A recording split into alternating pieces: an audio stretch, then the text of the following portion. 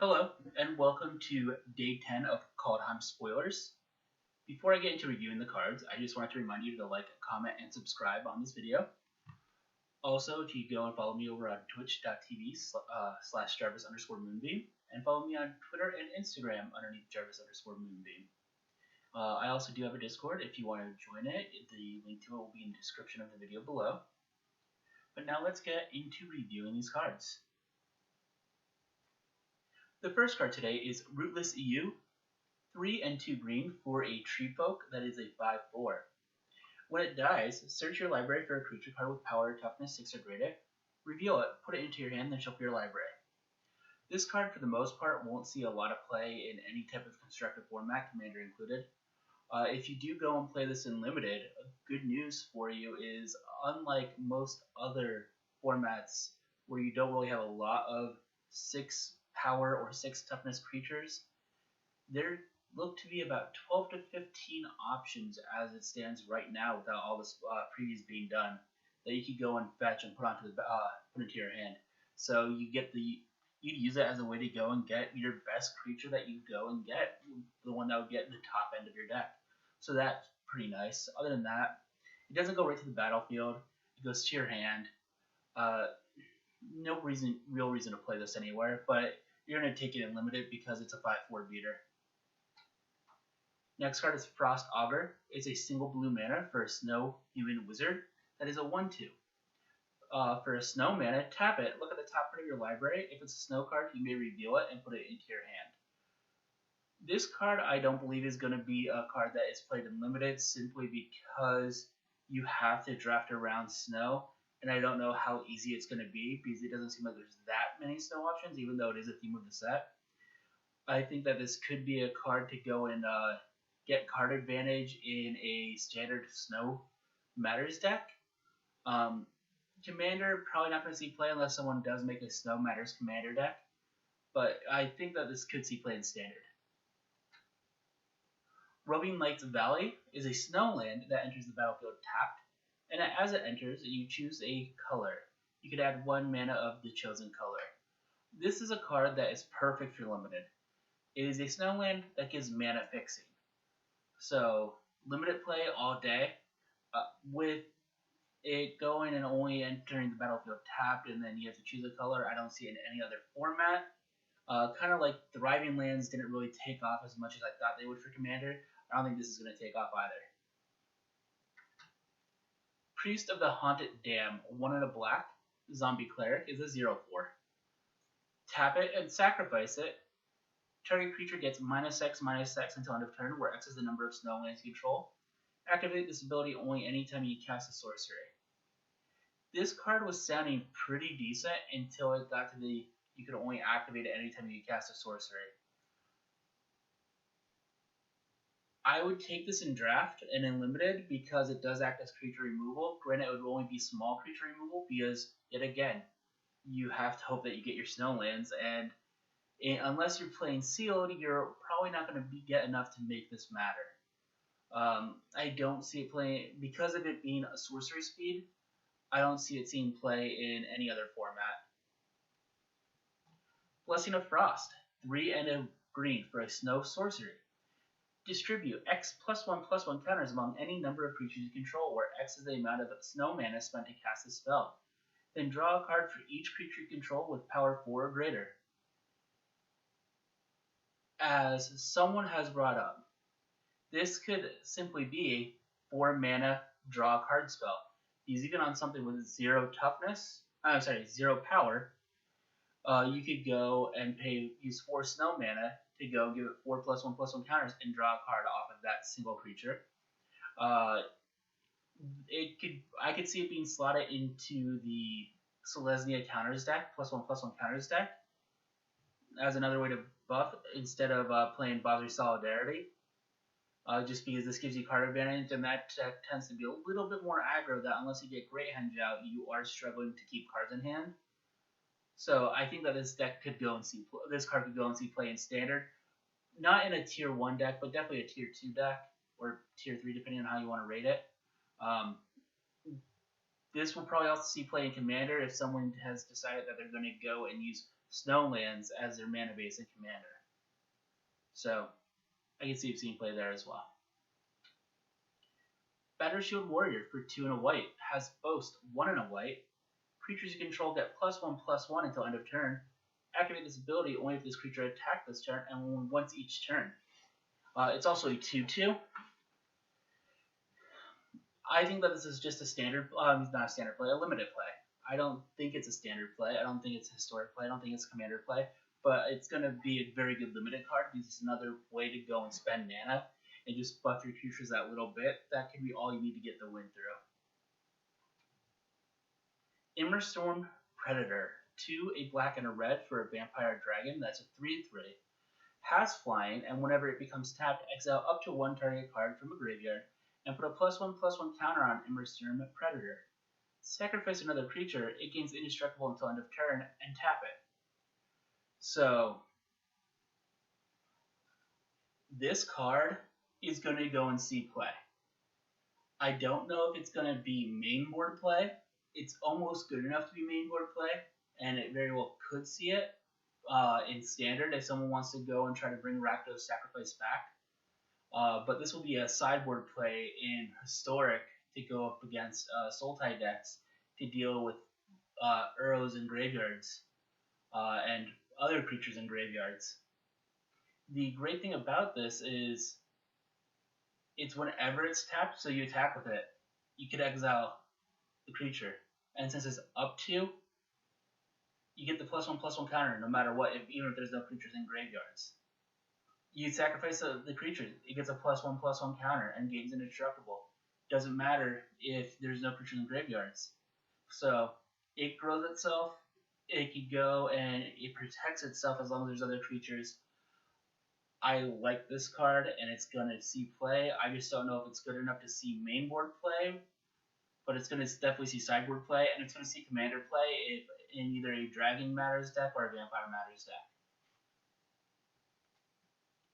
The Raven's Warning. 1, a white and a blue for a Enchantment Saga. Step 1 is create a 1/1 blue bird creature token with flying, you gain 2 life. Step 2 is whenever 1 or more creatures you control with flying deal combat damage to a player this turn, look at that player's hand and draw a card. Step 3, you may put a card you own from outside the game on top of your library. So, this card, step 1, is kind of okay-ish. It gives you the 1/1 and you gain 2 life. And personally, I hate the fact that the way that you make a card a white card is getting life. Come on, give it something else other than you gain life and that makes it a white card. Step 2 is where it really shines. Play this in a Flyers deck, or even your 1 blue bird is all you need. Deals combat damage. You get to go and see your opponent's hand, so you get information, and you also get to draw a card. And you could go and do it if you play this in Commander. You could do it to multiple players if you have multiple Flyers. Step 3 is good in Standard or Historic. It is not good for Commander because there's no sideboard in Commander. I can see this being played in a Yorion deck or an Enchantment Matters deck. I don't know how much is going to be played in those because those decks tend not to play a lot of Flyers other than Yorion or sometimes a Dream Trawler. But I think this could slot into a Yorion deck for sure. Cosmos Elixir is 4 generic mana for an artifact. At the beginning of your end step, you draw a card. If your life total is greater than your starting life total, otherwise you gain 2 life. So I think this is a commander card first and foremost. Playing it in a dedicated life gain deck or even an aristocrat style deck goes and makes this very good there because it does give card draw. And since life gain decks are predominantly white, it does give white card draw that it's missing in artifact form. Also, I think you go and have this see play in the mono white White Weenies deck that is using Lifelink in Standard right now. That is using Speaker of the Heavens with the 4/4 Angels and all that jazz. I think this could see play there as well. But it's first and foremost a Commander card. I wouldn't play it in Limited at all, but it's going to see play. Fearless Pup is a single red mana for a wolf that's a 1/1 that has First Strike and Boast 2 and a red. It gets +2/+0 until end of turn. This is a limited all-star. It's a 1-drop that has First Strike. It's what you need in limited.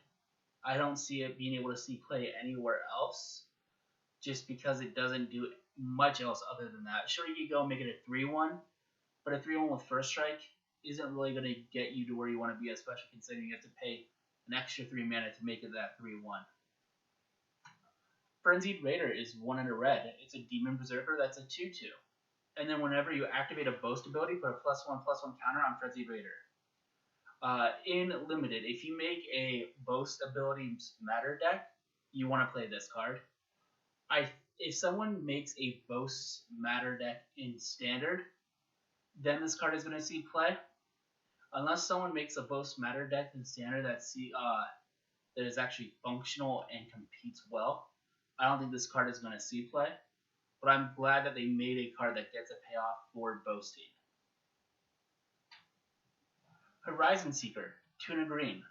Human Warrior, that's a 3/2. Boast 1 and a green. Search your library for a basic land card, reveal it, put it into your hand, then shuffle your library.